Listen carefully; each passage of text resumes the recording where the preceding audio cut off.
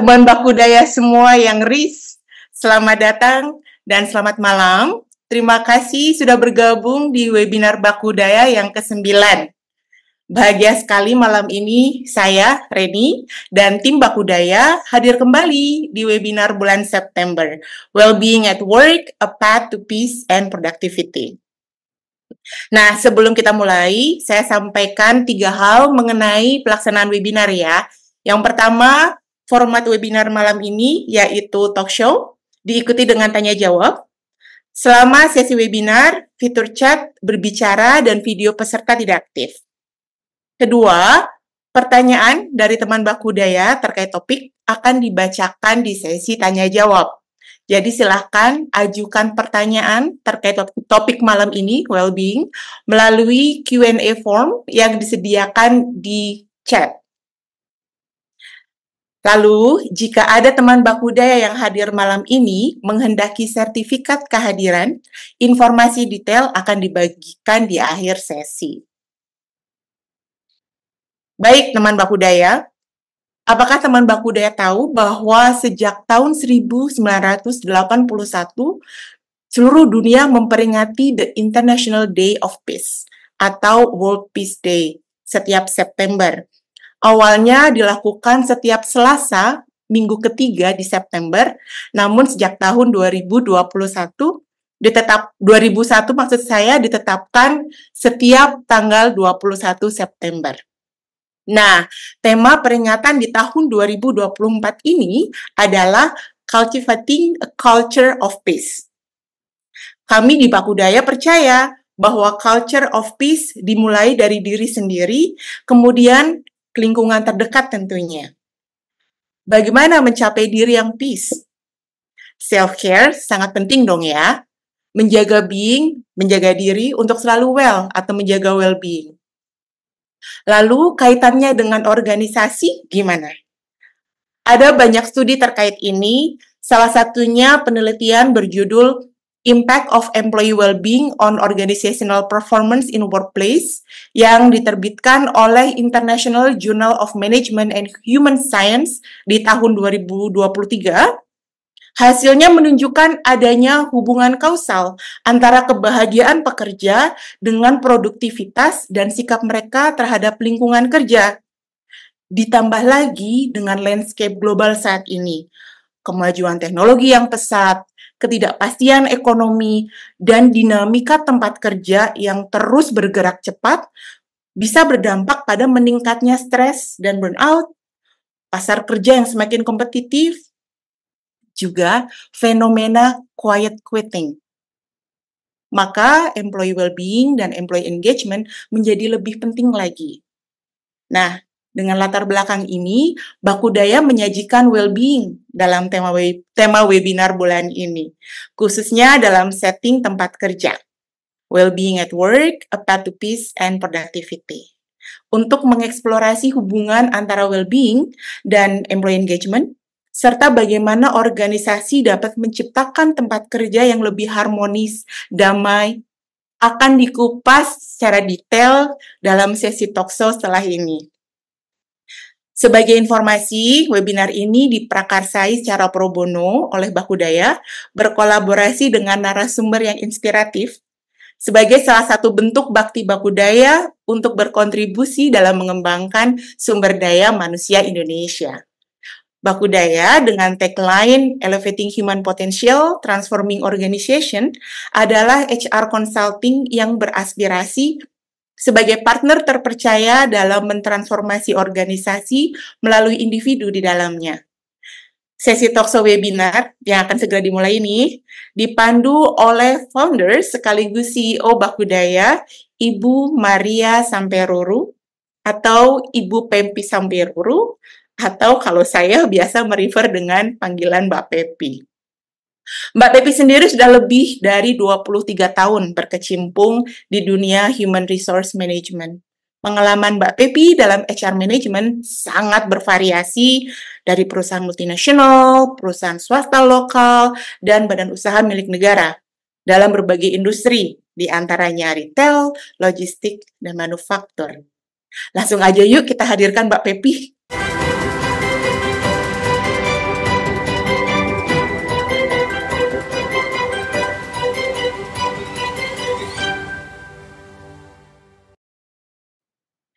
Halo Mbak Reni, Hai Mbak. selamat malam.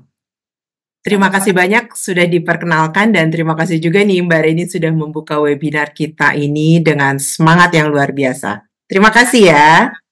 Terima kasih. Halo teman Bakudaya, selamat malam. Semoga semuanya dalam keadaan sehat-sehat ya. Kita jumpa lagi nih di webinar Bakudaya bulan September. Seperti yang tadi sudah dikatakan oleh Mbak Reni, bahwa webinar kita malam hari ini mengusung tema Well-being at Work, a Path to Peace and Productivity. Nah, kalau kita lihat dinamika dunia kerja saat ini, semakin cepat banget dinamikanya. Seringkali kita terjebak dalam rutinitas sehari-hari, selalu berusaha mencapai produktivitas, efisiensi, hasil kerja yang maksimal. Namun, dalam upaya kita untuk mencapai itu semua, seringkali kita melupakan salah satu faktor yang paling penting yang dapat mendorong kesuksesan kita, yaitu well-being, atau dengan kata lain, kesejahteraan diri kita sendiri. Penelitian telah menunjukkan bahwa lingkungan kerja yang mengutamakan kesejahteraan atau employee well-being bukan hanya dapat meningkatkan semangat kerja karyawan, tetapi juga secara signifikan meningkatkan produktivitas. Ketika kita merasa dihargai, didukung, benar-benar diperhatikan, maka kemampuan kita untuk fokus, untuk berinovasi, untuk berkolaborasi akan meningkat pesat. Faktanya, ada sebuah artikel dari Harvard Business Review mengungkapkan bahwa perusahaan dengan tingkat employee well-being yang tinggi mengalami peningkatan produktivitas hingga 21% dan penurunan tingkat absensi hingga 41%. Jadi luar biasa sekali employee well-being ini. Hari ini kita akan membahas bagaimana well-being di tempat kerja bukan sekedar sebuah nice to have, tetapi merupakan suatu keharusan untuk mencapai kesuksesan yang berkelanjutan dalam organisasi apapun.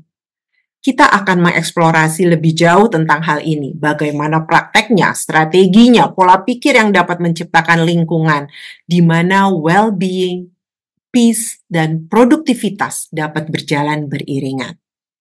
Mari teman Bakudaya, kita hadir secara penuh berpartisipasi dan menyerap berbagai wawasan yang akan diceritakan oleh keynote speaker kita yang kemudian dapat teman Bakudaya terapkan di tempat kerja masing-masing. Saya Pepi sebagai moderator akan memandu jalannya sesi ini hingga Q&A nanti. Oh ya, form Q&A sudah ada di kolom chat ya. Silahkan dituliskan di form tersebut jika teman Bakudaya punya pertanyaan. Sekarang, saya akan langsung saja memperkenalkan keynote speaker kita. Dan sebelum saya undang beliau untuk hadir di tengah-tengah kita akan lihat terlebih dahulu perjalanan karir beliau.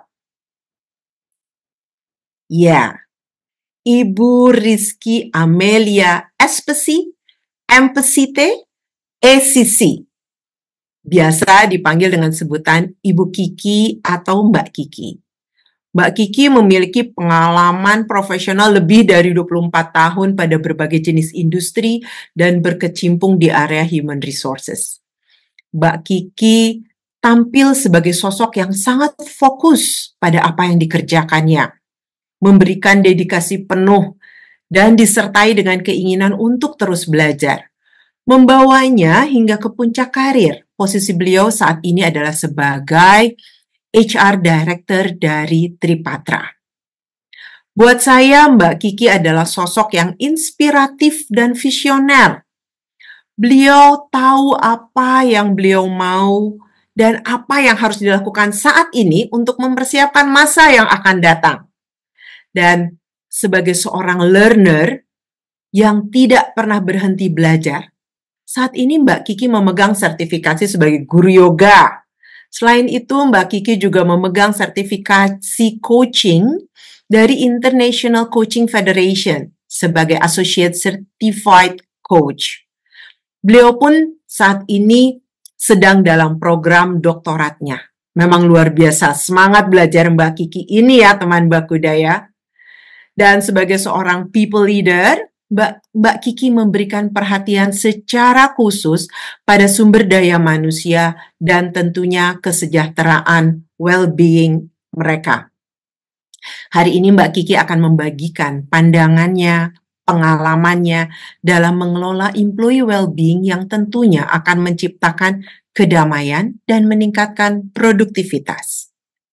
Teman Bakudaya, langsung saja ya, saya undang Mbak Rizky Amelia atau Mbak Kiki.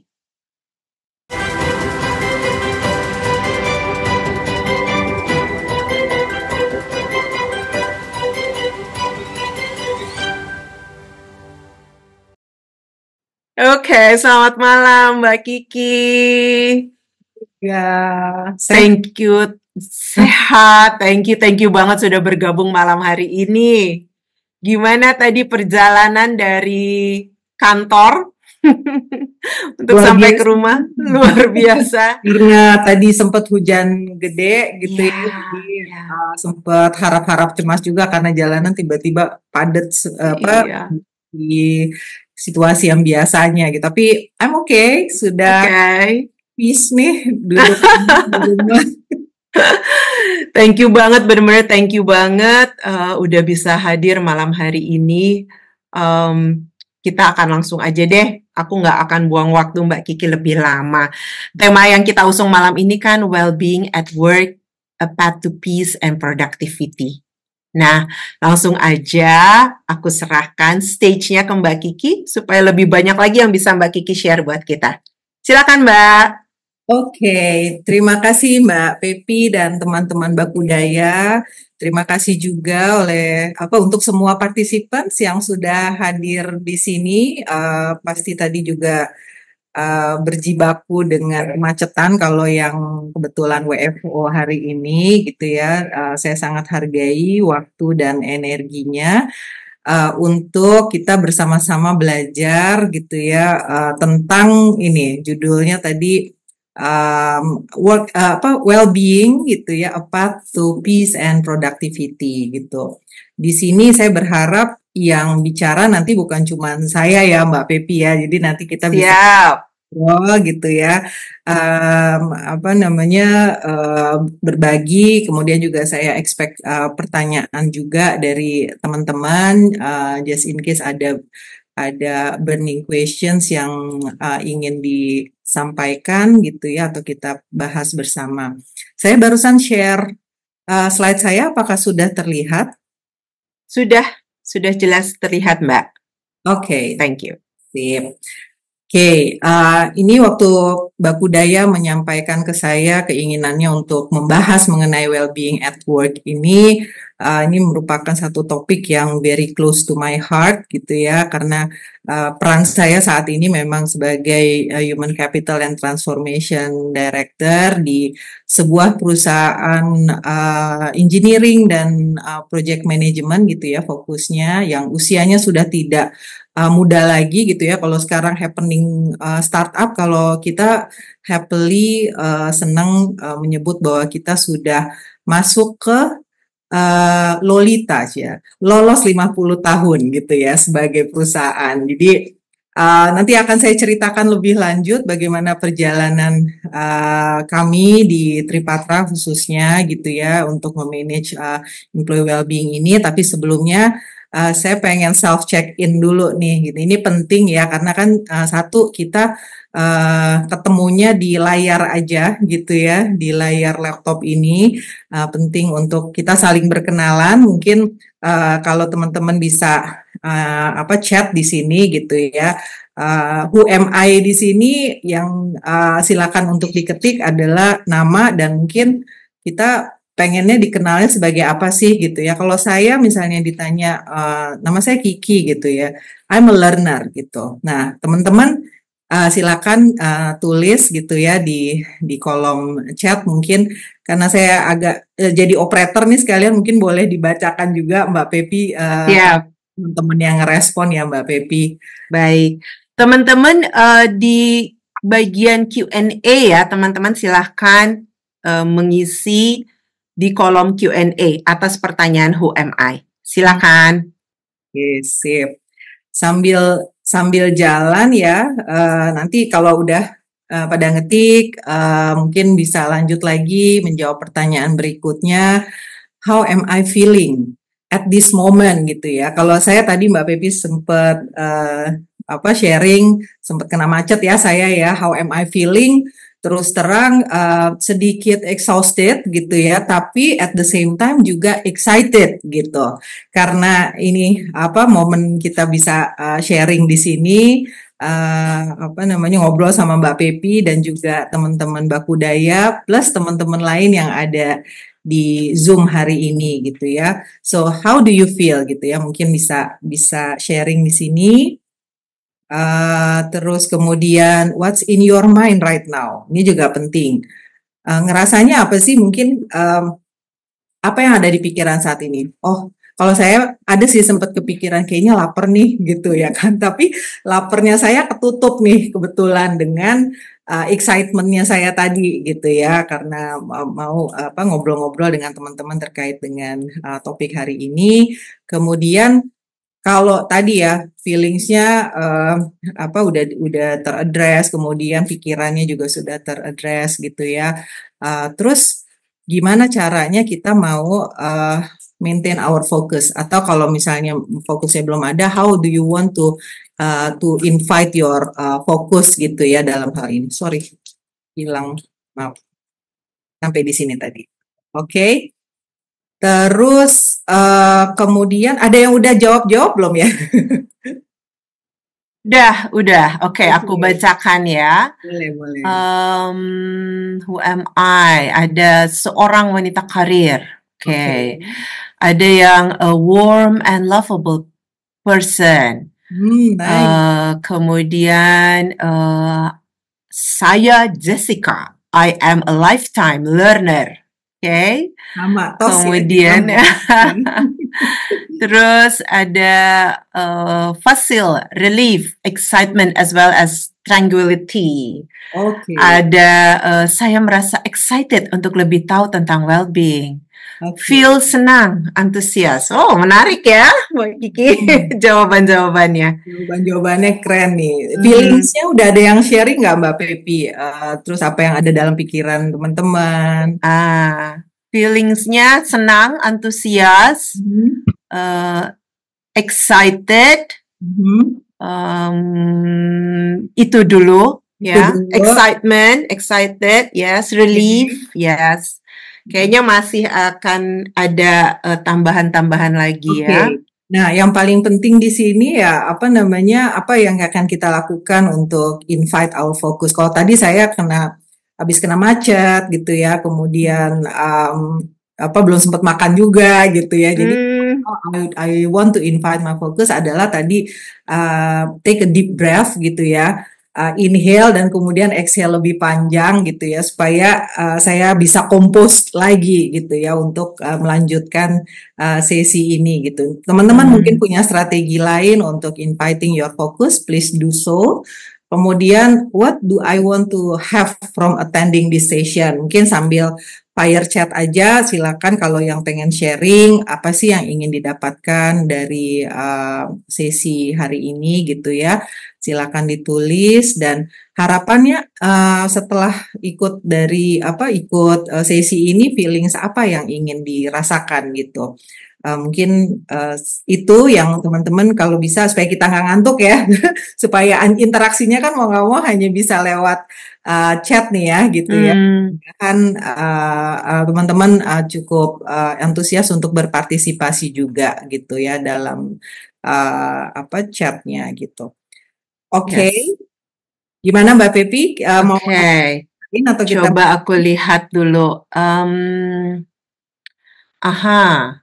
Ada lagi. Ada yang pengen belajar lebih banyak.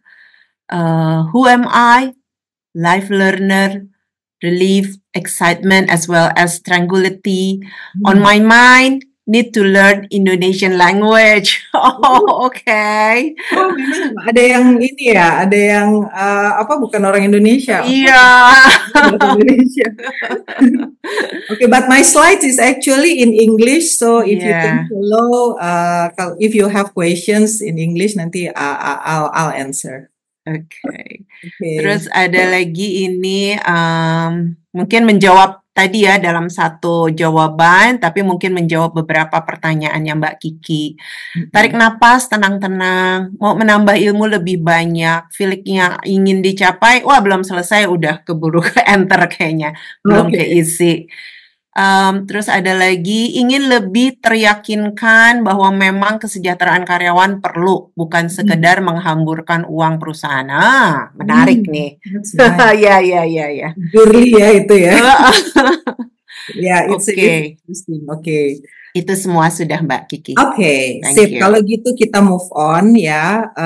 Jadi kalau kita bahas mengenai well-being ya, sorry nih, ini saya sensitif banget ininya mouse-nya nih.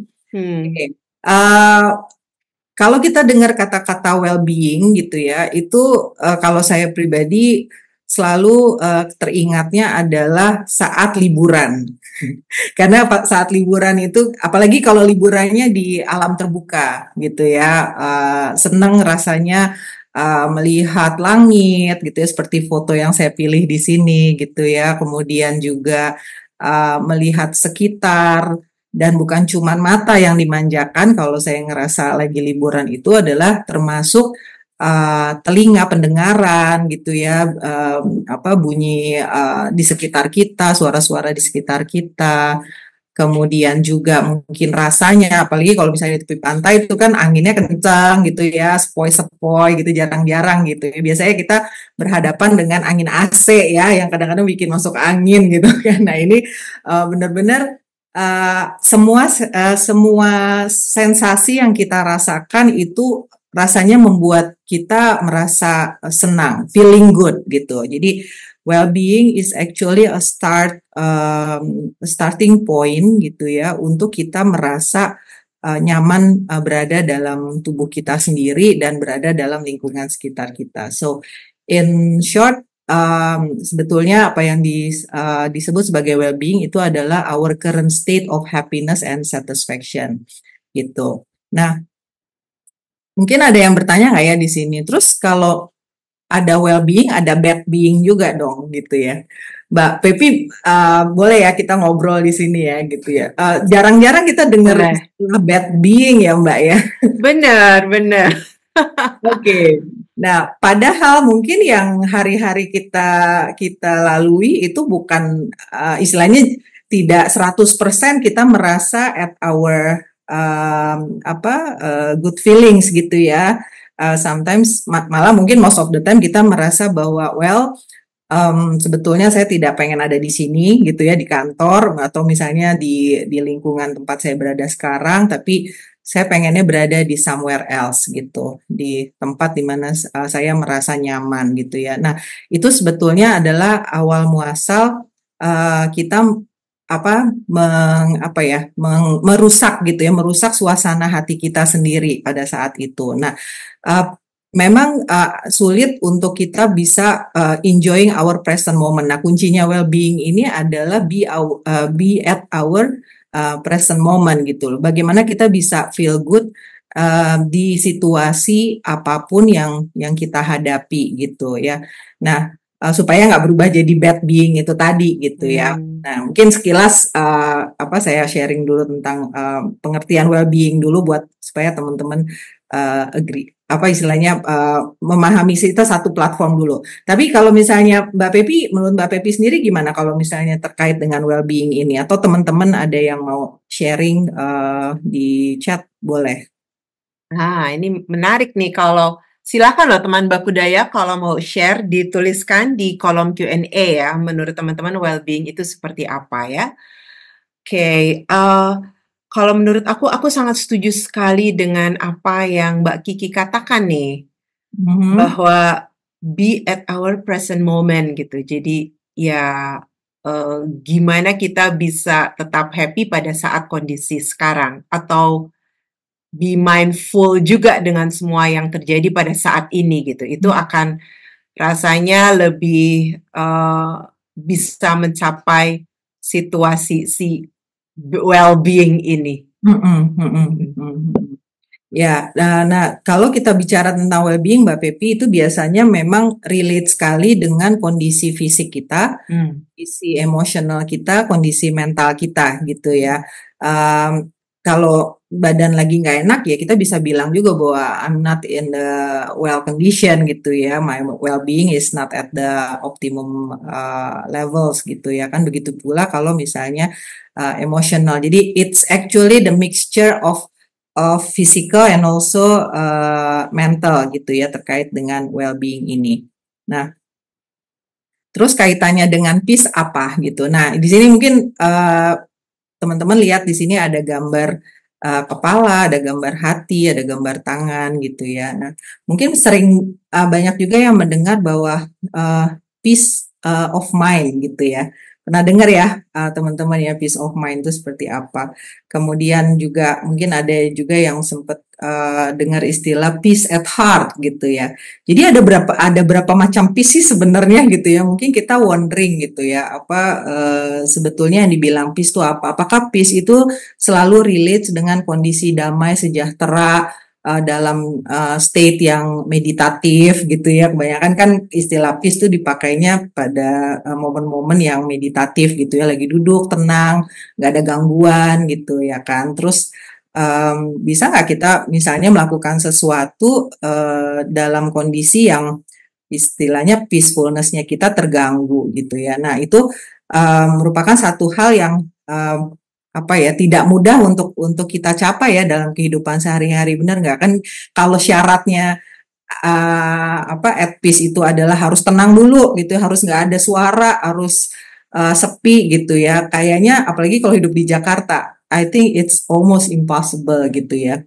Terus ada yang mau sharing nggak kira-kira kalau misalnya teman-teman di sini terkait dengan peace? Kalau yang tadi saya sampaikan itu ya pengertian peace itu umumnya seperti itu. Mungkin ada yang berbeda, silakan ditulis kalau ada yang berbeda. Nah, tetapi yang saya mau sharing di sini ini menarik ya, dari salah satu penulis namanya Robert Fulghum. Dia adalah penulis dari Amerika. Dia bilang peace is not something you wish for. It is something you make, something you are, something you do, and something you give away.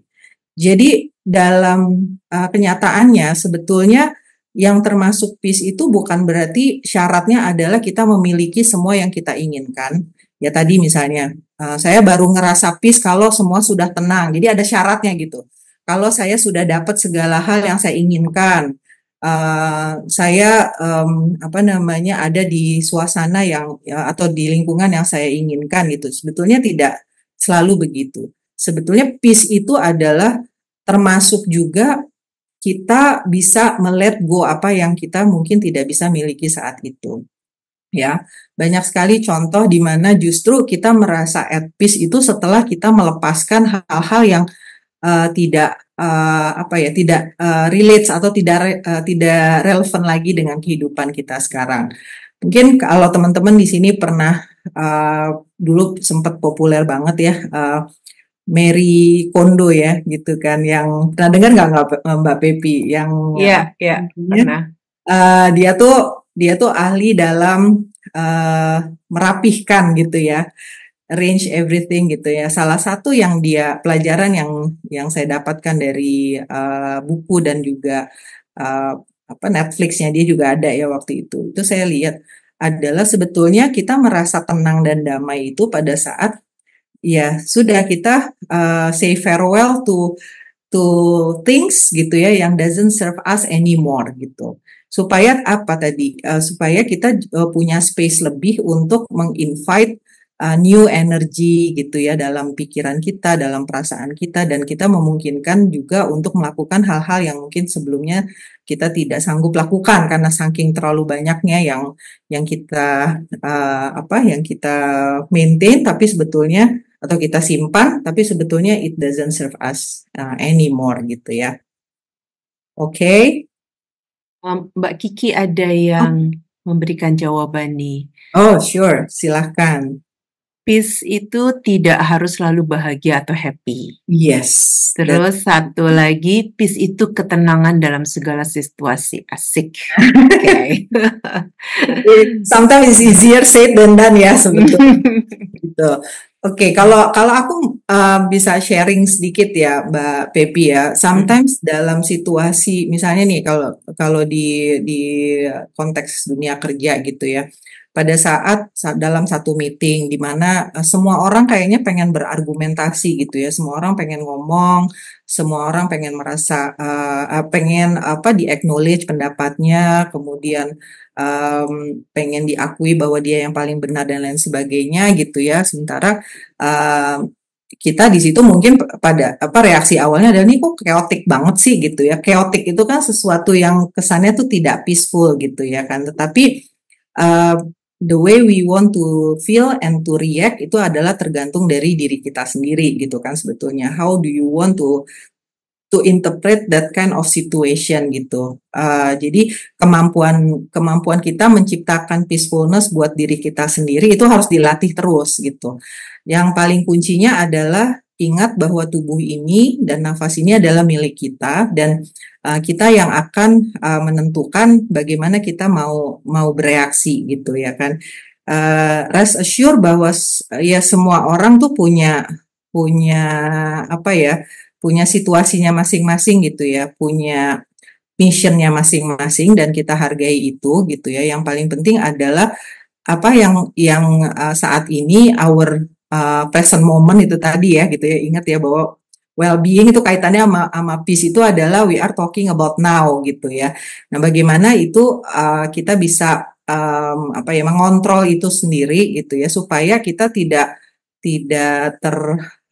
tergugah untuk ikut dalam percaturan atau kekeotikan itu gitu loh. Sometimes being an observer first gitu ya, itu akan membuat kita tuh lebih at peace gitu ya, sehingga pikiran kita lebih terbuka, hati kita juga lebih terbuka juga untuk memahami, dan akhirnya apa yang kita mau lakukan itu merupakan sesuatu yang nanti nih yang produktif gitu ya. Jadi pengantar ke produktif. Kenapa sih dikaitkannya antara peace dengan productivity ya? Karena itu tadi, if our mind and our heart is not ready yet gitu ya, to create something yang meaningful, ya berarti memang part yang paling perlu kita address duluan atau kita perbaiki duluan adalah our mind and our heart-nya dulu gitu.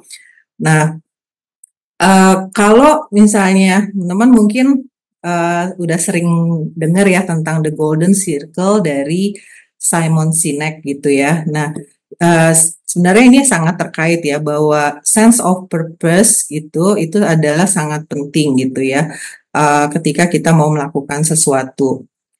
Kadang di dunia kerja tanpa kita sadari kita fokusnya sama what-nya secara dominan, tanpa kita memahami dulu sebetulnya why we do things gitu ya, why we want that target gitu. Dan itu yang akhirnya menjadi ibarat konflik gitu ya, ketika kita menentukan cara apa yang mau kita ambil gitu untuk mencapai target tersebut gitu. Again, di sini kalau gambarnya masih sama dengan yang peace tadi, kan memang ada hubungannya gitu ya, antara apa yang kita pikirkan, apa yang kita rasakan, dan apa yang kita lakukan. When we are do gitu ya, itu berarti lebih ke action gitu ya, untuk mencapai target atau what-nya itu tadi. Kemudian juga yang paling penting why dan how-nya itu sebetulnya interconnection antara apa yang kita niatkan dan apa yang kemudian menjadi analisa kita gitu. So I stop here. Ada yang mau ditanyakan atau misalnya kita diskusikan bareng terkait dengan productivity ini, Mbak Pepi mungkin, atau nanti kita tunggu dari teman-teman lain juga. Ya, silahkan kalau ada pertanyaan. Oh, oke. Oh, sorry, ini tadi ada lagi jawaban nih, Mbak Kiki, dari attendees. Peace, kondisi kimia otak yang tidak sedang dalam paradoks hormonal. Kondisi yang bisa dilatih dalam latihan kesadaran. Oke, di sini ada tentang kesadaran. Iya, ini ilmunya udah tinggi nih kayaknya. Siapa nih yang ngomong gitu? Masih anonymous, Oh, masih nggak ada anonymous. namanya. Oke. Iya. Oke. Iya, secara chemistry ada hubungannya memang ya, karena kan terkait dengan nervous system kita juga gitu ya. Pada saat kita at peace itu biasanya nervous system yang bekerja adalah parasimpatik nervous system gitu ya. Kebetulan waktu saya belajar yoga diajarin juga gitu ya sebetulnya bagaimana sih kita mengaktifasi saraf parasimpatik ini gitu lebih dominan, terutama ketika kita dalam kondisi yang stressful gitu ya. Jadi bagaimana nafas kita, kemudian kan kalau reaksi kimia dalam tubuh kan kita nggak bisa mengkontrol itu ya gitu ya. Tapi yang bisa kita create adalah, yang bisa kita kontrol adalah yang paling pertama untuk peace tadi itu adalah nafas dulu. Sama nih, kalau misalnya kita udah ngomongin productivity gitu ya kan, kesannya tuh kalau we want to produce something tuh kayaknya justru yang harus lebih aktif adalah syaraf parasimpatiknya, syaraf untuk action gitu, untuk fight istilahnya gitu kan ya. Nah, itu baru energi yang akan kita keluarkan itu baru akan efektif ya kalau kita cukup punya waktu untuk mendigest what's going on around us gitu ya, dan kemudian memilih respon apa yang mau kita berikan gitu kira-kira. Oke, terus apalagi Mbak Pepi, ada lagi? Ada lagi yang memberikan jawaban dari pertanyaan-pertanyaan Mbak Kiki tadi, tapi yang bersangkutan menjawabnya via form. Form pertanyaan Q&A. Nah, jawabannya adalah who I am, hero. Feelingnya a bit tired. Simple step-nya adalah find something that I love to do, plan to do it more often. Ini dari Arif. Hero boleh istirahat juga ya, malah hero itu harus istirahat supaya energinya come back. Nah, talking about hero is a very good example ya. Kita dalam keseharian juga tanpa kita sadari kita pengen menjadi hero to everyone gitu. Saya percaya bahwa yang hadir di Bakudaya ini semua adalah orang-orang yang baik gitu ya, yang kepengen berkontribusi, kepengen menolong orang, kepengen bermanfaat gitu ya. Kalau nggak akan hadir di sini ya Mbak Pepi ya. Iya. Ini yang kadang-kadang membuat kita kayak ngerasa hidup kita tuh kayak buat serving others terus gitu ya. Nah, at the same time kita juga bisa jadi merasa bahwa gue nggak tenang ya, serba nggak tenang ya, tiba-tiba terus gue keinget gue belum ini, gue belum itu, gue belum provide ini, provide itu buat si A, buat si B, buat si C gitu ya. Karena sindrom hero dalam diri kita itu juga sebetulnya bisa fireback juga kalau tidak dikelola dengan baik gitu. Artinya tadi kalau terkait dengan golden circle-nya ini, we don't know why we do things gitu ya, apalagi kalau kemudian fokus utamanya adalah only for others gitu ya, terus buat kitanya apa gitu ya. Kadang-kadang kita suka merasa bersalah nih Mbak Pepi, kalau kita pengen claim something from whatever we do gitu ya, kesannya kok gue pamrih banget gitu ya, mungkin gitu ya, tapi sebetulnya tidak selalu begitu gitu. Itu penting untuk kita ketahui supaya kita bisa istilahnya efektif gitu ya, dan melakukannya dengan hati gitu ya, bukan kayak robot gitu. Kalau melakukan segala sesuatu tuh semuanya kayaknya untuk orang lain, supaya orang lain senang, people pleaser ya istilahnya. Lama-lama orang akan melihat kita juga capek jadi lu gitu ya, ibaratnya gitu kan ya, kayak semua tuh habis gitu energi buat orang lain. Nah, itu sebetulnya kita bisa prevent, paling tidak the simple things kalau yang aku rasain ya, paling enggak kita merasanya gimana sih kalau kita melakukan itu. Jadi addressing the feelings-nya itu dulu gitu loh. Kayaknya kalau gue bantuin dia, gue juga akan senang sih. Nah, kalau misalnya kita senang ketika orang itu senang, ya udah mungkin itu akan energinya akan muter balik gitu. Tapi kalau sebetulnya kitanya tersiksa, pause dulu aja gitu. Pause dan think, apakah emang ini harusnya aku yang lakukan, atau sebetulnya harusnya itu tanggung jawab dia atau tanggung jawab orang lain gitu. Jadi it's okay to take a pause gitu ya, untuk merekalibrasi lagi gitu. Apa sih yang sebenarnya menjadi partnya kita dan apa yang menjadi partnya orang lain gitu. Jadi hero itu juga salah satunya. Kalau leaders juga kadang juga gitu ya.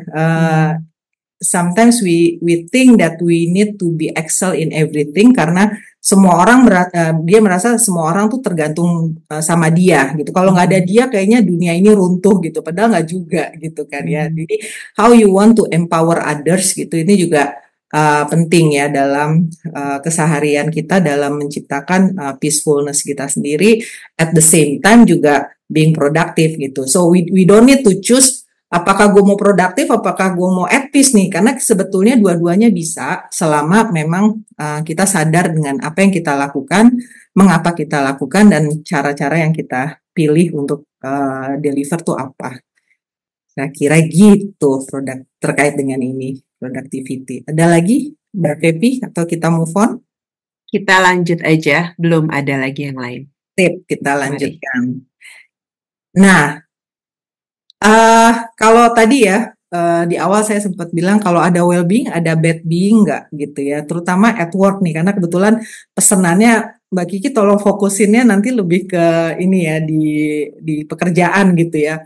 Walaupun sebenarnya Mbak Pepi, to be honest, kalau saya tuh selalu mengangkat ya, kita state being-nya kita di pekerjaan itu sebetulnya akan selalu relate dengan fungsi kita di tempat lain.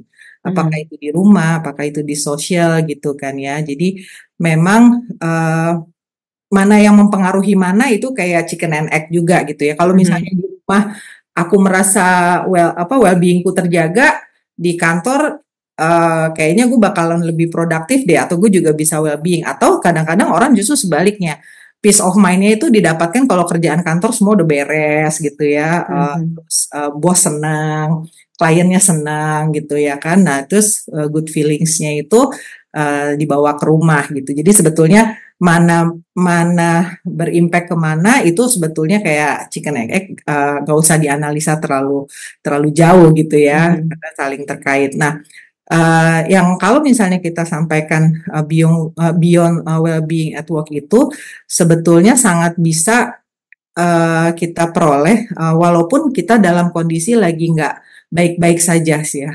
Aku tidak baik-baik saja gitu ya. Misalnya kayak dulu deh gitu ya, waktu kita nih survivor COVID loh, keren-keren ya. Kita alhamdulillah diberikan kesempatan lebih dibandingkan mungkin beberapa orang yang tidak bisa melalui momen tersebut. Siapa yang bilang bahwa pada saat COVID kita lagi at our best gitu? Kita well-being kita terjaga. I don't think so ya. Kayaknya none of us merasa bahwa ya kita baik-baik saja. But at the end of the day, kondisi tersebut juga bisa mendrive kita gitu kan ya. Dan sebagai perusahaan juga banyak yang pada akhirnya sesuatu yang mungkin kita pikir tadinya kalau syaratnya itu terpenuhi baru bisa produktif gitu ya, baru bisa terpenuhi, tapi ternyata nggak juga. Many of organization itu bisa tetap creating impact gitu ya, dan juga survive sampai sekarang gitu ya. Nah, saya mau sharing sedikit ya, ini udah mulai masuk ke well-being-nya lebih ke at work-nya gitu kan ya. Jadi ketika kita memikirkan juga well-being dari karyawan kita, rekan kerja, even juga atasan kita gitu ya, itu akan meningkatkan engagement satu sama lain, terutama dalam hal ini misalnya employees ya, dan meningkatkan job satisfaction juga. Banyak hal yang bisa dilakukan sebetulnya untuk menjaga well-being at work, untuk meningkatkan employee engagement ini. Pasti teman-teman di sini juga bisa sharing banyak contoh, boleh kalau mau sharing banyak contoh di dalam chat, cerita tentang apa sih yang dirasakan di organisasi yang sekarang, yang sebetulnya itu adalah salah satu effort dari perusahaan untuk menjaga employee-nya tetap engage atau feel satisfied gitu ya. Kemudian juga kalau satu perusahaan itu menjaga well-being karyawannya, itu juga bisa mengimprove performance and productivity. Banyak sudah contoh gitu ya, di mana ketika perusahaan terlalu memaksakan target tertentu, padahal sebetulnya karyawan sudah burn out dan lain sebagainya, akhirnya bukannya malah bagus, performance-nya malah makin mundur ya. Kebetulan dulu saya pernah kerja di fungsi health safety and environment. Banyak sekali kejadian yang terkait dengan fatigue at work gitu ya, dan akhirnya membuat operasional perusahaan tuh jadi terhambat karena adanya kecelakaan kerja. Kita tidak harapkan itu terjadi. That's why memang ya tadi well-being dari sisi emosional dan juga physical orang ataupun karyawan yang bekerja di kita itu juga harus kita perhatikan. Sometimes kita bekerja bukan cuma sama karyawan gitu ya, tapi juga sama kontraktor kita atau misalnya sama vendor dan lain sebagainya. Memang kita mungkin tidak bisa outreach terlalu jauh ke mereka, but at least kita punya sense lah gitu ya, kira-kira yang wajar tuh seperti apa sih kalau mau put certain expectation ya to our stakeholders gitu yang bekerja sama kita. Juga otomatis creativity and innovation. Tadi ya, kalau misalnya pikiran kita sendiri udah kusut, boro-boro mau mikirin inovasi ya Mbak Pepi ya gitu ya, yang ada pengen cepet-cepet, udah yang penting cepet beres deh gitu ya. Jadi ini sangat penting gitu ya, dan terkait juga dengan positive work culture. Pastinya juga teman-teman punya banyak alasan ya. Saya yakin di sini juga nggak semua mungkin ada di dalam satu perusahaan dari awal join, dari awal lulus sampai sekarang gitu ya. Dan banyak juga yang menyebutkan alasan kenapa dia resign dari perusahaan sebelumnya itu bisa jadi karena work culture-nya tuh nggak sehat gitu ya, atau toxic sometimes gitu ya. Itu tadi karena bisa jadi gaji boleh gede gitu ya, tapi emotional well-being-nya nggak dijaga. Harus tebal muka, tebal kuping misalnya, dihina-hina misalnya, atau misalnya dibilang bahwa you are not doing a good job padahal dia udah setengah mati gitu ya kan. Bukan berarti bahwa yang kita tunggu adalah pujian gitu ya, tetapi at least ketika we are not doing a work yang kemudian sebetulnya di-expect, itu kita pengennya kan dapat feedback gitu kan ya, dapat feedback, dikasih tahu salahnya di mana, rather than direndahkan harga dirinya dan kemudian dipersalahkan gitu ya. That's something yang bisa membuat karyawan juga tidak feel okay gitu ya di dunia kerja. Nah ini yang terakhir ya tadi ya, terkait sekali ya, bahwa kita pengen karyawan kita yang terutama karyawan-karyawan yang memang kita harapkan untuk terus berkarya dan memilih kita sebagai perusahaan, pastinya kita pengen melakukan banyak hal. Nah, kebanyakan perusahaan juga dipikirnya karyawan tuh hanya butuh naik gaji aja gitu ya. Tapi survei mengatakan, apalagi kalau kita sekarang ini kan udah mulai Gen Z, udah banyak yang bekerja gitu ya di perusahaan. Gen Z ini kan teman-teman juga ketahui bahwa mereka lahir dari orang tua yang mungkin sudah cukup mapan dari sisi, kebanyakan ya, mapan dari sisi ekonomi gitu kan ya, sehingga ini pengalaman saya sendiri juga ya, pada saat saya interview anak-anak Gen Z, itu yang ditanya pertama kali sama mereka tuh bukan yang gaji saya berapa gitu, tapi pertanyaan-pertanyaan yang sangat menarik gitu ya, bahwa saya ditanya, kalau di sini effort menjaga sustainability-nya seperti apa ya? Ada program-program ESG-nya apa ya gitu ya kan? Terus misalnya di sini ada kegiatan volunteer apa enggak ya gitu ya? Nah ini yang menarik ya. Jadi kadang tadi well-being-nya tiap generasi itu bisa jadi fokusnya berbeda-beda. This is something yang kita perlu sadari juga, dan sebagai leader harus sensitive enough gitu ya, sebetulnya melihat apa sih yang sebetulnya menjadi fokus utama seseorang itu untuk merasa happy di dunia kerja dan merasa istilahnya bisa berkontribusi secara maksimal di dunia kerja gitu. Ada yang udah nulis-nulis mungkin sharing di Ada. Oke. Oh, perusahaan tempat aku bekerja menyediakan kegiatan-kegiatan yang memberikan kesempatan karyawan menyalurkan hobi. Itu juga bagus banget tuh. Jadi di ada wadahnya gitu ya. Ya karena tadi ya kadang we need to take a pause. Nah take a pause-nya itu adalah yang melakukan kegiatan yang dia senang gitu ya. Mungkin tidak langsung berimpact terhadap pencapaian pekerjaannya atau PR-PR pekerjaannya gitu ya, tetapi itu memboosting the energy gitu ya. Nanti saya mau sharing juga Mbak Pepi sedikit tentang salah satu jurnal yang saya baca tentang hubungan antara well-being dengan engagement gitu ya, dengan employee engagement. Itu menarik sekali, nanti saya sharing. Oke, ada lagi Mbak? Itu aja yang Itu aja, baru itu aja. Oke, Yes. kita move on ya. Nah, Yes. tadi ada well-being, terus kita sempat ngomongin bad being juga gitu. Terus ada lagi pula istilah whole-being nih gitu ya kan. Nah, ini mungkin satu konsep yang terus terang saya dapatkan pada waktu saya mengambil extension coaching program saya di salah satu institut namanya Whole-Being Institute gitu.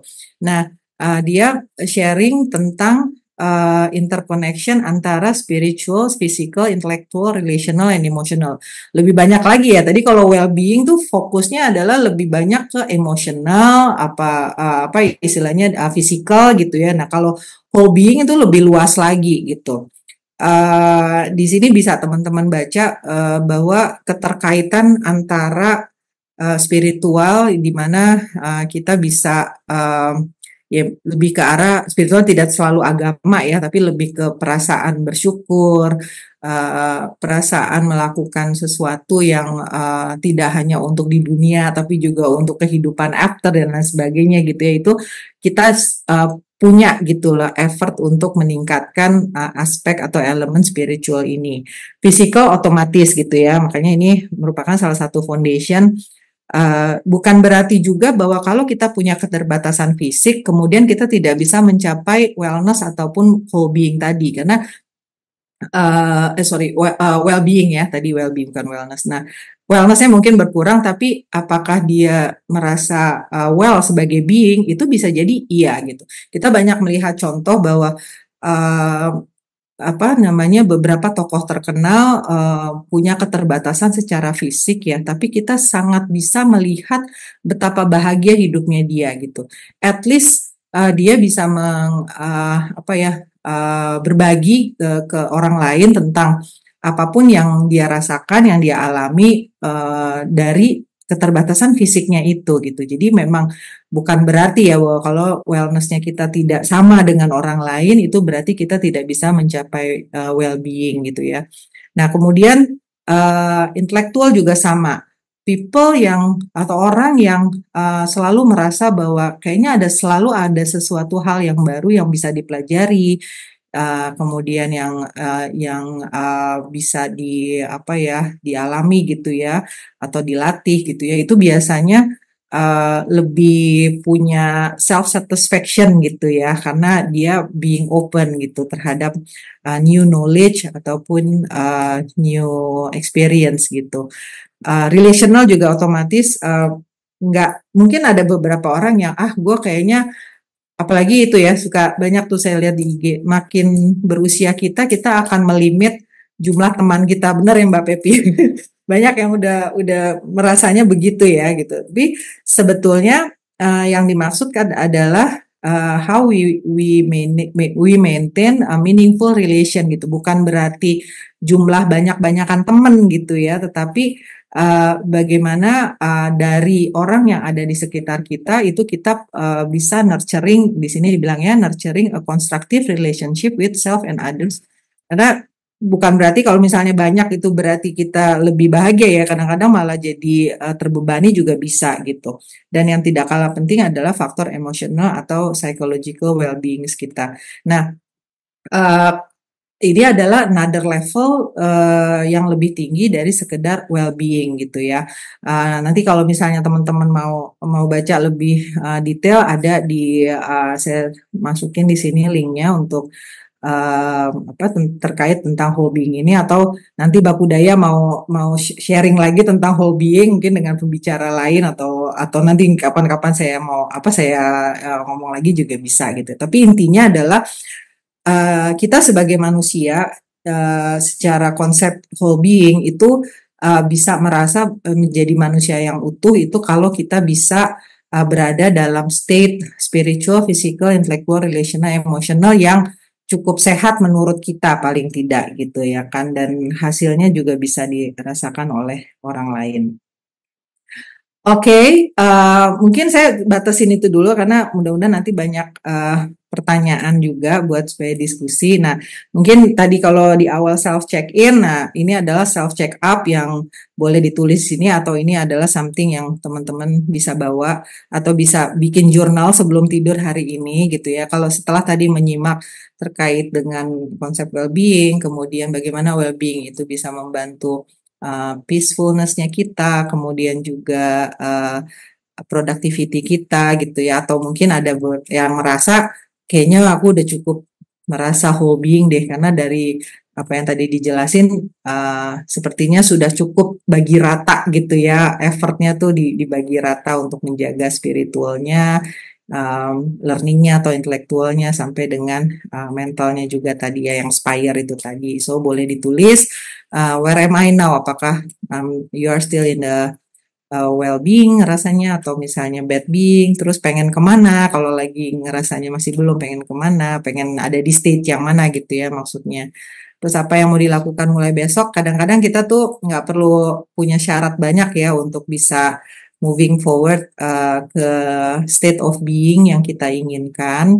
Hanya simple step aja, salah satunya misalnya ya paling nggak besok pagi gitu ya, saya memulai hari dengan memberikan senyuman dulu ke diri saya depan kaca misalnya. Kalau biasanya buru-buru langsung jalan, ini mungkin this time I just want to praise myself and say thank you to myself, bahwa thank you ya, semalam sudah belajar dan hari ini saya mau memulai hari yang baru dengan make a peace to myself, dari sisi ya tadi ngasih hadiah pertama ke diri sendiri dulu berupa senyuman. Terus how do I want to reward myself if I do it gitu. Nah, kalau besok udah senyum misalnya ya, tergantung ya teman-teman milihnya apa, nggak harus senyum ke diri sendiri pagi-pagi, apapun oke, as long as you are happy. Nah, kalau udah nanti berhasil melakukan itu on and on secara habit, mungkin mau ngasih treat tertentu atau reward tertentu ke yourself, dan kemudian yang diharapkan feelingsnya seperti apa.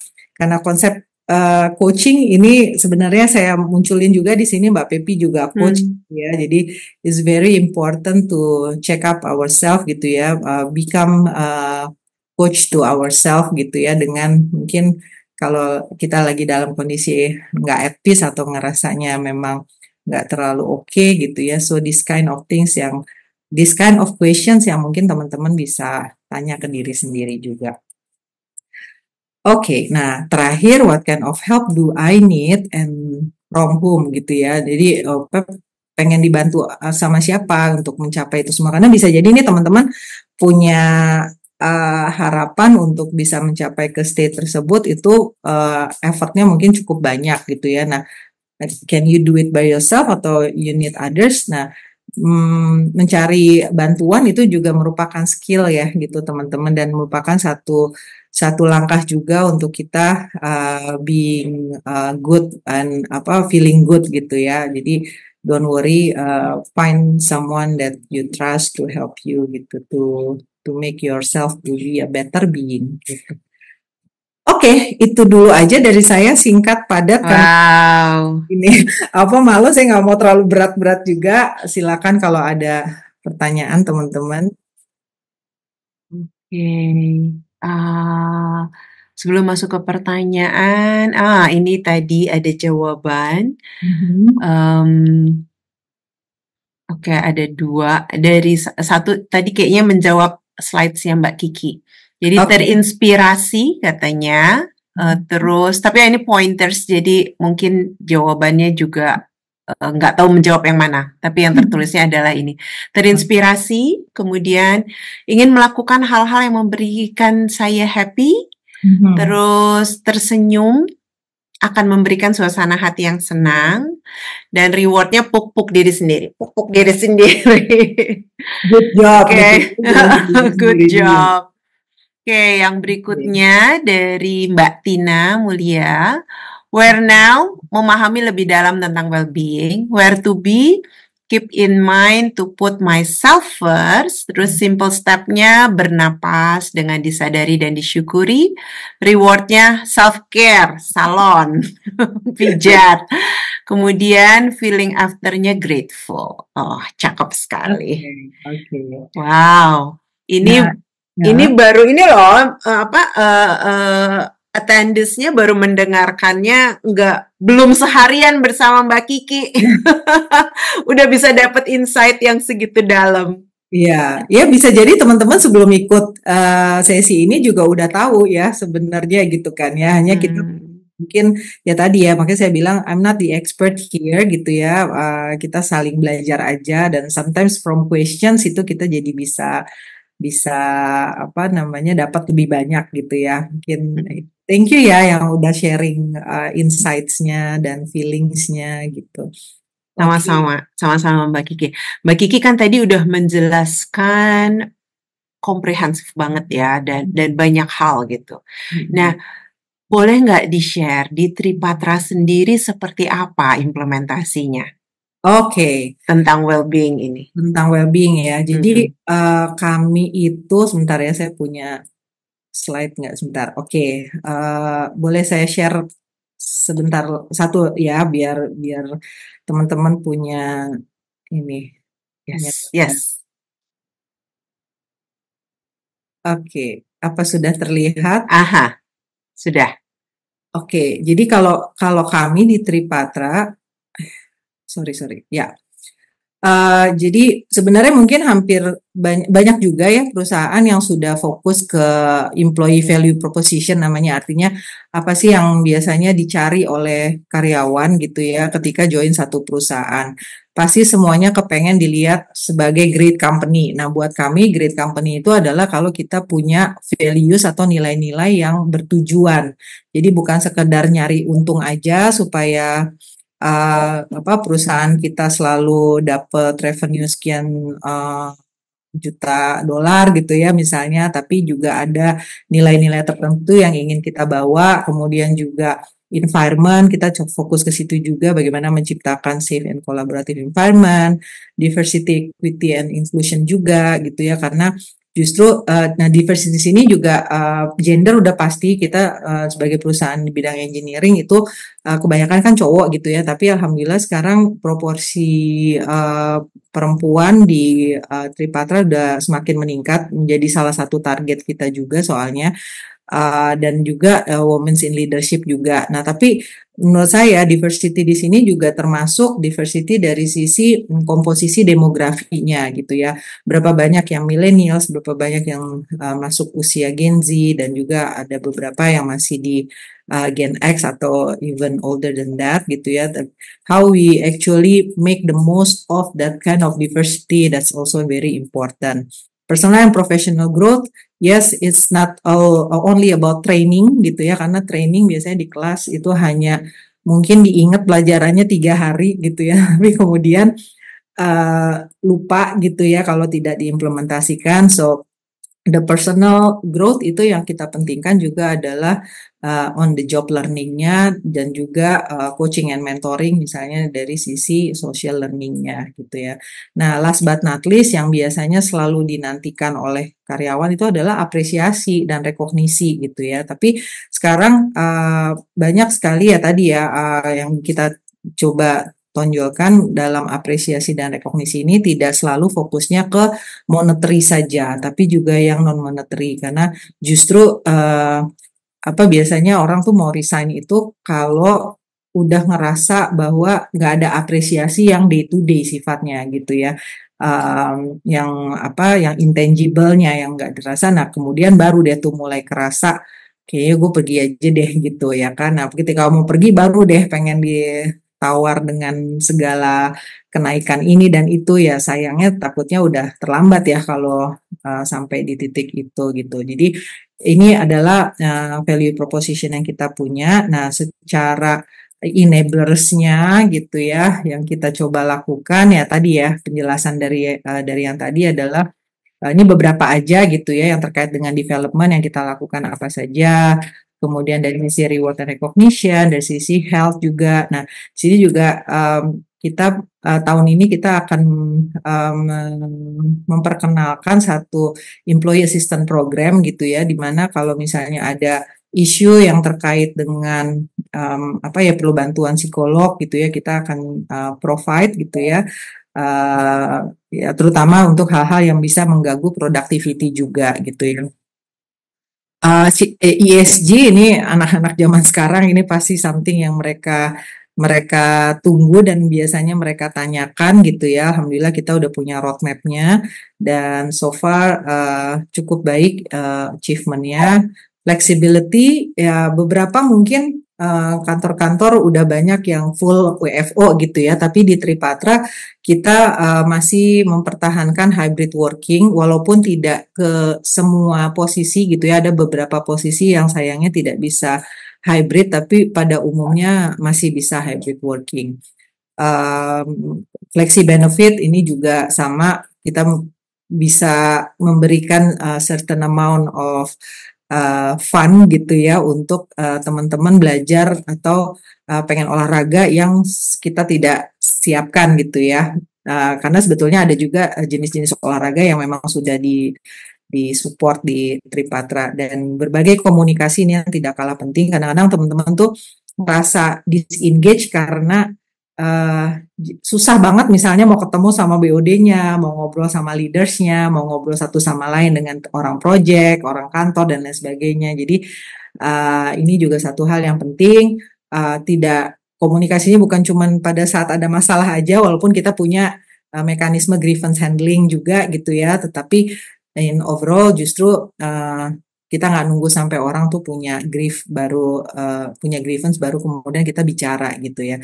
So ini sebenarnya hal-hal yang umum sih yang biasanya dilakukan, tapi kalau tidak dilakukan konsisten juga akhirnya nggak terasa ke orang lain. Nah, that's why this kind of consistency akhirnya membuahkan Tripatra juga menjadi salah satu perusahaan yang alhamdulillah sudah 3 kali dinobatkan menjadi best companies to work for in Asia, dan tahun ini kita dapat another award, yaitu sebagai sustainable workplace dan juga living legend berdasarkan majalah SWA. Nah, ini Q2 2024 ya. So far kita alhamdulillah talent attraction rate kita adalah 88%, dan ini adalah the highest since the last 4 years gitu ya. Kalau sebelumnya kita nggak pernah ukur ini, nah semenjak 4 tahun yang lalu kita ukur dan makin meningkat gitu ya attraction rate-nya kita, dan on the other side voluntary attrition kita juga turun gitu. Ini agak jarang ya karena biasanya di perusahaan engineering dan project management seperti Tripatra itu biasanya attrition-nya tuh tinggi terus tuh di atas 10% gitu. Jadi ibarat kita hanya menelurkan orang-orang bagus untuk di hijack sama orang lain gitu ya. Tapi kali ini alhamdulillah udah beberapa tahun kita bisa maintain di bawah 10% dan tahun ini even di bawah 3%. Nah, juga kita kalibrasi juga dengan employee engagement. Jadi we need to hear from them gitu ya, apa pendapat mereka tentang yang selama ini mereka lihat, mereka rasakan selama bekerja di Tripatra. So the question that we pose itu adalah mengadres apa yang mereka pikirkan, apa yang mereka rasakan, dan apa yang mereka lakukan gitu ya. Secara overall kalau lihat dari skor 1-5, kita cukup baik ya, di 4, paling rendah nih rata-ratanya 3,9, paling tingginya 4,1. Yes, there are still some room for improvement, tapi sebetulnya pengalaman saya kalau ibarat melihat hasil survei engagement di perusahaan-perusahaan lain, ini merupakan salah satu yang cukup baik gitu ya. Tidak ada yang red flag. Biasanya kalau red flag itu kan 2,5% ke bawah gitu ya, 2,5 ke bawah gitu ya skornya. Tapi alhamdulillah secara overall tidak ada yang sampai segitu gitu. Dan at this point of time kita lagi memfollow up feedback dari teman-teman semua, apa yang mereka rasakan bisa diimprove di timnya mereka ataupun secara organisasi secara keseluruhan. Gitu Mbak Pepi. Pengen tahu juga nih. Oke. teman kalau ada yang usulan apa gitu ya yang mungkin saya bisa pikirkan dan diskusikan dengan tim untuk menjaga engagement lebih terjaga, please do right and nanti saya bawa. Oke, ada lagi. Thank you banget ya. Kalau aku lihat sih ini komprehensif ya. Jadi dari development-nya, flexibility-nya, health-nya, bahkan ESG ya. Oke, thank you so much ini Mbak Kiki untuk sharingnya dari apa yang sudah dilakukan di Tripatra, dan teman Bakudaya tadi juga Mbak Kiki sampaikan kalau seandainya ada ide-ide menarik ya yang mungkin bisa ditambahkan di Tripatra, itu tadi Mbak Kiki juga katakan open untuk ada ide-ide lainnya. Oke. Thank you Mbak Kiki. Nah, sekarang kita boleh masuk ke Q&A. Sudah ada beberapa pertanyaan nih dari teman Bakudaya. Saya akan bacakan ya Mbak Kiki ya. Boleh. Oke, ini yang pertanyaan pertama.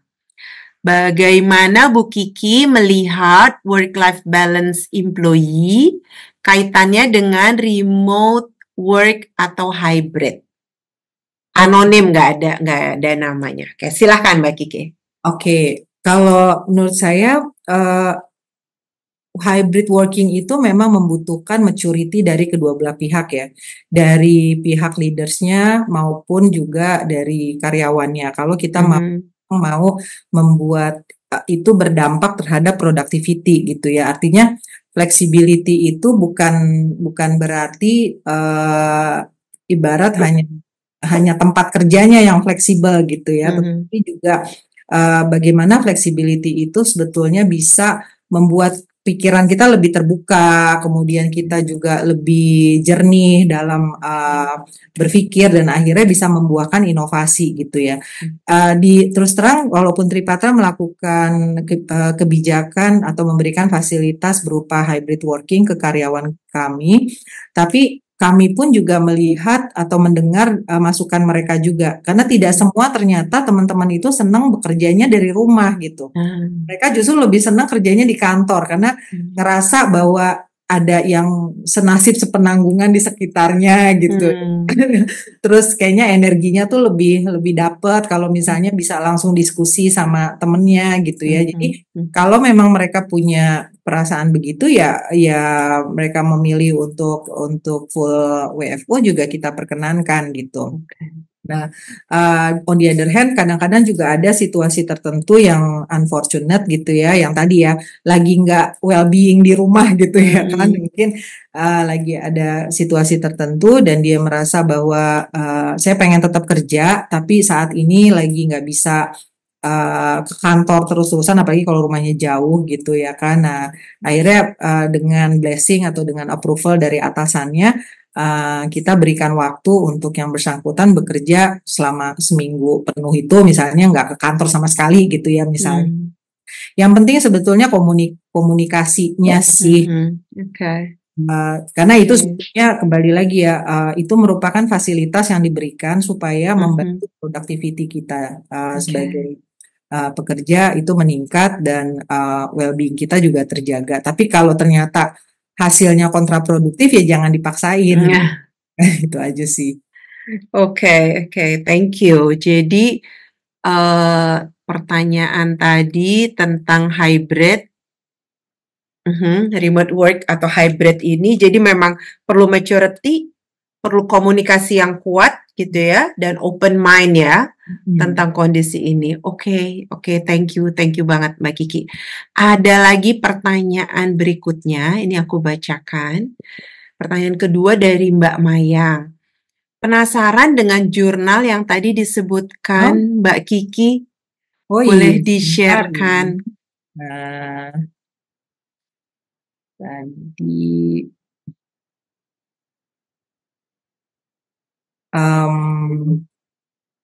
nah, jadi kelihatan nggak Mbak Pepi? Oh, udah kelihatan, yes. Jadi gini, ini jurnalnya nih yang sebelah kanan ini ya, dari Catherine Truss, all tahun 2013 dari The International Journal of Human Resource Management. Jadi dia sampaikan sebetulnya doing engagement is actually different with being engaged. Jadi jangan sedih teman-teman, terutama leaders itu yang udah ngerasa kayaknya gue udah melakukan banyak hal deh untuk ya itu tadi menciptakan engagement itu gitu kan ya dari karyawan. Tapi kok karyawannya belum merasa kita belum merasa bahwa karyawan kita engage. Nah, di sini sebenarnya si Catherine ini menceritakan apa sih yang sebetulnya bisa kita lihat dari employee engagement itu impact-nya terhadap individual well-being. Gampangnya gini deh, kalau kita lihat karyawan kita tuh datang itu dengan full energy, terus nggak susah kalau misalnya mau diajak kolaborasi, kalau mau diajak involve terhadap satu project dia welcome, dan kemudian dia cukup produktif ya. Welcome bukan berarti hanya sekedar nurut dan ngerjain kayak robot gitu, tapi dia juga put his or her heart at the fullest gitu ya to make the deliverables itu impactful to the business dan to the team gitu ya kan. Nah, jadi ini adalah ciri-cirinya.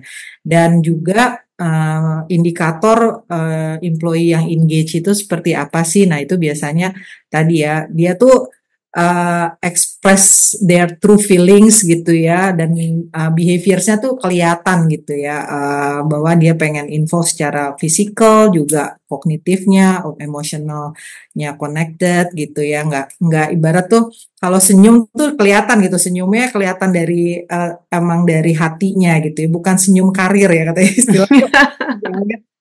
Karir banget sih gitu ya kan. Ya, tapi kadang-kadang senyum karir itu mungkin bisa membuat suasana hati kita jadi lebih baik sih ya, could be kan ya. Jadi kita ya anyway kita tersenyum atau kita merasa bahagia tuh nggak selalu harus ada alasan dulu gitu. Kadang kita menciptakan itu dulu, kemudian baru bahagianya keluar gitu ya. Kemudian si Catherine juga terakhir bilang bahwa kalau misalnya engagement-nya tinggi itu akan ya tadi ya apa yang tadi saya sempat sampaikan di slide sebelumnya, akan meningkatkan job satisfaction, komitmen, dan overall well-being-nya juga jadi meningkat gitu.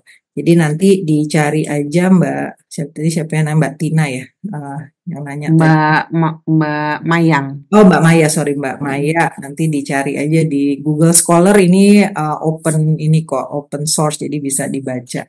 Sama satu lagi nih Mbak Pepi di sebelah kiri nih ya, ini quote yang kami pakai pada waktu kita sharing hasil dari engagement survey kami gitu ya, bahwa karena kadang-kadang leader tuh suka ngerasa bahwa emang perlu ya kita bikin acara komunikasi town hall, atau misalnya kita bikin activity yang melibatkan karyawan, emang sepenting apa sih gitu ya, dampaknya apa ke performance financial ya. Ternyata di sini Eon Hewitt ini dalam jurnalnya dia bilang employee engagement has been shown to strongly influence financial performance gitu. Influence ya, bukan berarti udah pasti perusahaan untung gitu loh, financial performance bagus ya, tapi ibarat kalau misalnya nggak dijaga employee engagementnya udah pasti jelek aja gitu.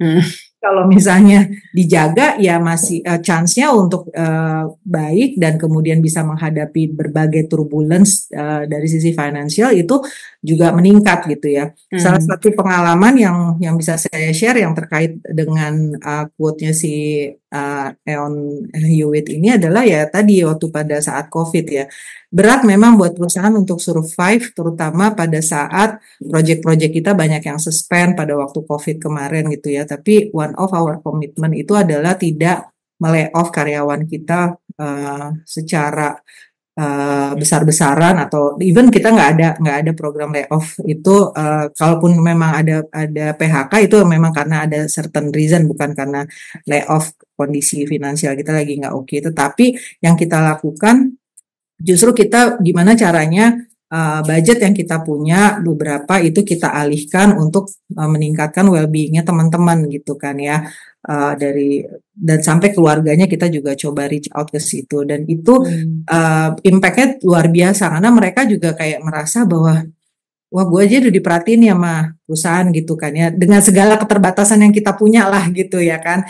Nah akhirnya ya tadi moralsnya mereka naik, energinya tetap terjaga. Akhirnya alhamdulillah kita cepat recover juga gitu ya pada waktu itu untuk get back to our feet lagi ketika COVID-nya udah mulai mereda, terus kita punya pasukan yang energinya masih bagus gitu ya. Itu Mbak Maya. Oke. Mbak Maya. Thank you so much. Tentang jurnal sudah dijabarkan secara clear banget. Oke, Mbak Kiki, ada lagi pertanyaan yang ketiga dari Mbak Tina. Mbak Kiki, bagaimana cara menyeimbangkan tuntutan produktivitas, terutama dengan kompetisi bisnis yang semakin ketat, dengan kebutuhan employee well-being? Oke. Mbak Tina, tadi yang seperti saya sampaikan ya, bahwa sebetulnya kita tidak harus memilih gitu ya, mau merasa well-being atau kemudian mau merasa produktif, karena dua-duanya itu saling terkait. Jadi bagaimana menyeimbangkan ya tadi ya pertanyaannya? Bagaimana menyeimbangkan tuntutan produktivitas? Yes. Oke. Teman-teman pasti udah sering sih dengar istilah ini ya, prioritization gitu ya, membuat prioritas.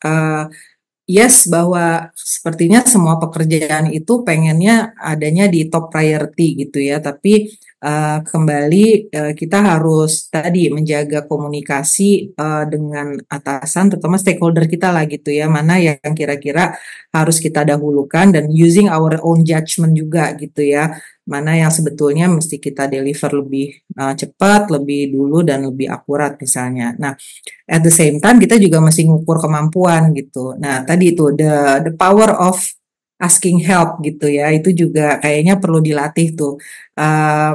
Tadi heroic symptomnya kita gitu ya, jangan sampai fire back ke kita gitu ya. Bukan berarti kita harus selalu siap sedia setiap saat gitu ya. Sometimes we need to set a healthy boundaries gitu, supaya kita juga punya kesempatan untuk napas gitu ya.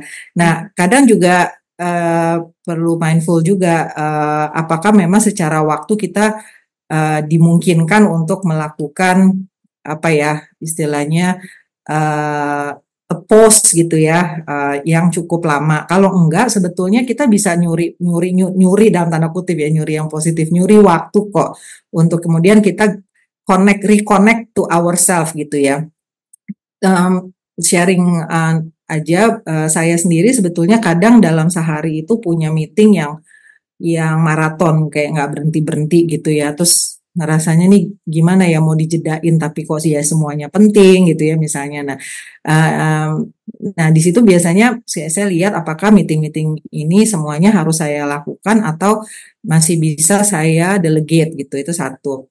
Atau misalnya ternyata semuanya lagi tidak bisa didelegate, semuanya harus saya semua yang hadir di situ. Nah, at least pada saat saya berjalan dari satu ruang meeting ke ruang meeting lain, atau pada saat saya toilet break gitu ya, nah itu tuh sekalian saya ini juga gitu, recharge dengan cara sederhana gitu ya kan, misalnya ya nyanyi-nyanyi kecil kayak apa, pokoknya simpel-simpel, atau even ngobrol sama orang yang cukup bisa membuat kita tuh inilah cukup balance lah. Kadang ngobrol sama OB juga menyenangkan loh gitu ya kan, menyimak cerita mereka yang mungkin berbeda dengan keseharian kita. Kalau buat saya itu kadang refueling gitu, membuat saya merasa bersyukur dan juga senang gitu bahwa di luar sana ada kehidupan lain juga gitu yang menyenangkan gitu, nggak hanya yang saya alami sehari-hari. Itu sih paling Mbak Tina kali ya, prioritization gitu atau delegation itu. Oke. Prioritization. Baik, ada lagi nih Mbak Kiki, saya langsung aja ke pertanyaan yang keempat. Makasih Bu Kiki sharingnya. Bolehkah dijelaskan lagi peran keberagaman dan inklusi dalam meningkatkan kesejahteraan karyawan dan keterlibatan karyawan? Kesejahteraan dan keterlibatan dikaitkan dengan diversity. Oke. Kalau misalnya terkait dengan keterlibatan sih sebetulnya itu langsung relatable ya. kalau kesejahteraan, nah nanti saya sambil ngomong sambil mikir. Kalau keterlibatan itu sebenarnya gini, diversity laki perempuan gitu ya. Terus atau misalnya diversity yang lain, kalau di tempat saya misalnya yang backgroundnya engineering sama yang backgroundnya non engineering. Kemudian yang Gen Z, Millennials, dan Gen X gitu ya. Those kind of variety gitu. Atau misalnya ada juga diversity yang lain terkait dengan lokasi kerjanya gitu ya. Itu pastinya memberikan konteks yang menarik gitu ya dari sisi keterlibatan. Karena kadang ya tadi point of view-nya itu sih yang sebetulnya kita cari gitu ya. Untuk dan sayangnya saya nggak sempat cari jurnalnya, tapi sempat di sharing hasil penelitian yang dibilang bahwa makin diverse satu organisasi atau satu tim itu justru performance-nya mereka makin baik. Mungkin ngerasanya pada saat dealing dengan diversity-nya itu kesannya kayak ribet banget ya gitu. Tapi sebetulnya dipikir ribet karena kita mikirnya ribet gitu. Padahal sebetulnya dibiarkan di address aja point of view yang berbeda itu gitu ya, karena setiap orang benar dalam versinya masing-masing gitu ya. Jadi kalau misalnya dia benar belum tentu kita salah gitu, bisa jadi dia benar kita benar juga gitu. Nah, bagaimana caranya kita mengcapture semua kebenaran itu menjadi sesuatu yang impactful buat tujuan bersama gitu ya, bukan buat tujuan pribadi. Itu terkait dengan keterlibatan. Kalau terkait dengan kesejahteraan, nah mungkin contohnya gini kali ya, kadang kita suka nggak sadar yang kita butuhkan tuh sebetulnya apa gitu ya. Contoh nih misalnya, tiba-tiba karyawan yang muda-muda gitu ya, mengusulkan satu kegiatan engagement tuh tadi yang sifatnya mungkin lari bareng atau sepedahan bareng gitu ya. Nah, yang dari older generation mungkin selama ini kayak mikirnya, udahlah gue olahraga sendiri, tapi ternyata pas dia jalanin olahraga bareng, ternyata senangnya double ya gitu. Mungkin kesejahteraan, sorry ya kalau aku mengartikan kesejahteraan itu soalnya nggak selalu dari monetary nih gitu ya kan. Nah, mungkin itu sih salah satu contohnya yang bisa saya share gitu ya di sini untuk ya terkait diversity itu tadi. Oke. Baik. Thank you Mbak Kiki. Semoga terjawab Mas Randy ya yang mengajukan pertanyaan. Nah, berikutnya ada satu lagi pertanyaan terakhir nih Mbak Kiki. Apakah ada tips atau pengalaman menghadapi karyawan atau tim yang terlalu sering membawa well-being atau mental health, namun beberapa kali miss mencapai tugas yang diberikan? Anonim yang mengajukan pertanyaan. Silakan Mbak Kiki. Ini berarti dia cherry picking kalau kata orang ya.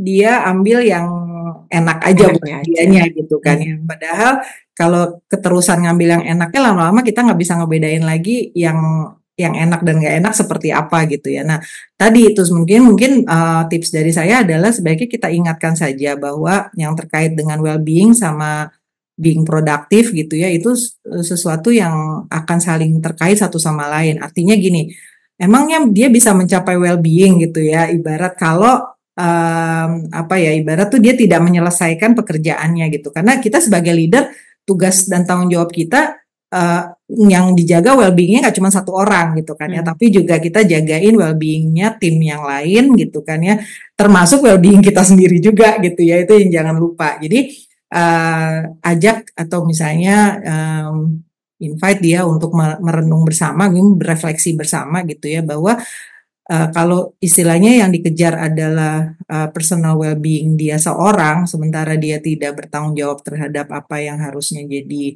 tanggung jawabnya dia, ya otomatis dia akan dilihat sebagai rekan kerja yang tidak kolaboratif gitu ya, yang tidak menyenangkan untuk diajak kerjasama gitu ya. At the end, ujung-ujungnya kalau ya jangan sampai ya, tapi kalau dia tidak mau berubah, atasan kan juga punya hak juga untuk memberikan warning gitu ya, dan kalau nggak didengerin juga ya bisa berakhir ke PHK juga. Nah, emang kalau udah di PHK jadi well-being gitu kan nggak juga gitu. Jadi kadang kita memang harus mengingatkan runtutannya gitu, bahwa well-being itu tidak bisa diartikan sebagai good feeling yang harus selalu on top of everything gitu ya, termasuk on top of dari responsibilities-nya dia gitu loh. Itu sih mungkin Mbak yang bisa tips yang bisa saya share. Oke. Baik, thank you banget Mbak Kiki. Semoga jawaban tadi tentang tips menjawab ya pertanyaan terakhir kita untuk sesi Q&A ini. Oke. Nah, nggak kerasa dan sayang banget sebenarnya masih pengen ngobrol lebih jauh lagi ya Mbak Kiki. Mungkin saja nanti kita bisa ada another session untuk membahas hal lain lagi. Karena cerita-ceritanya Mbak Kiki ini sharing thoughts-nya juga sangat menginspirasi ya. Thank you banget. Nah, kita sudah sampai di akhir sesi talk show kita. Sekali lagi terima kasih banyak kepada Mbak Kiki. Semoga Mbak Kiki selalu sehat sehingga lebih banyak lagi orang yang bisa terinspirasi atas pemikiran dan sharingnya Mbak Kiki. Terima kasih banyak, Mbak. Terima kasih teman-teman semuanya. Ya, sampai ketemu lagi. Sehat, bye. Bye. Oke, teman Bakudaya, menarik sekali dan inspiratif sekali ya sharingnya Mbak Kiki. Terima kasih juga sudah berpartisipasi dalam sesi ini, di mana kita juga sudah mendengarkan keynote speaker kita yang hebat, dan juga dari sesi tanya jawab yang sangat inspiratif. 3 hal yang bisa kita petik dari sesi talk show malam ini adalah, satu, yang terkait dengan well-being adalah be at our present moment, itu yang terpenting. Kemudian yang terkait dengan peace, perlu membuat kedamaian untuk diri sendiri dulu, dan talkingnya adalah about now. Dan yang terkait productivity, yang terpenting adalah sense of purpose, adalah hal yang terpenting. Nah, itu 3 hal penting yang mungkin bisa kita bawa pulang dan menjadi bekal kita untuk keseharian kita besok. Teman Bakudaya dimanapun kita berada, mari kita ciptakan lingkungan yang saling memberdayakan, lingkungan yang mampu membantu dan merangkul semua pihak untuk menjadi lebih berdaya lagi. Sebab manusia yang berdaya akan mencerminkan bangsa yang berdaya pula. Nah, selanjutnya saya kembalikan kepada Mbak Reni nih.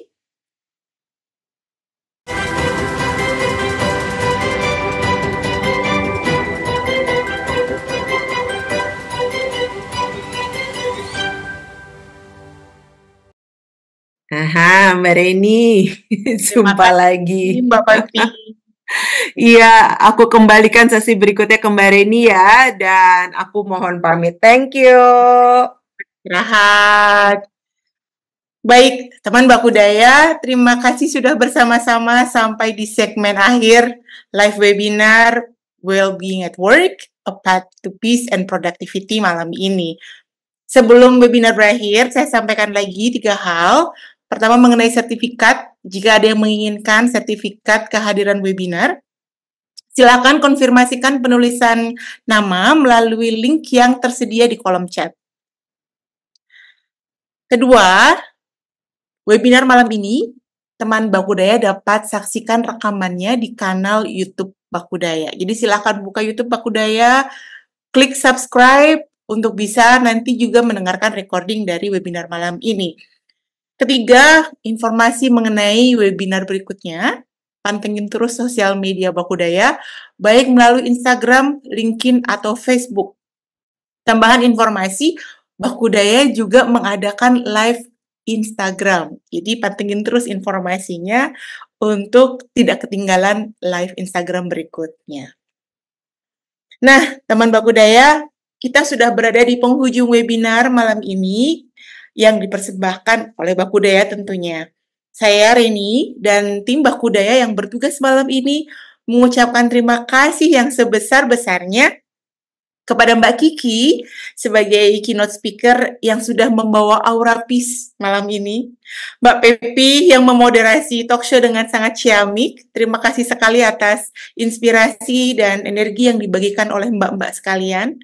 Dan tentu saja apresiasi tinggi untuk semua teman Bakudaya dimanapun berada yang sudah bergabung malam ini. Terima kasih, terima kasih, terima kasih. Kami pamit, sampai jumpa di webinar berikutnya.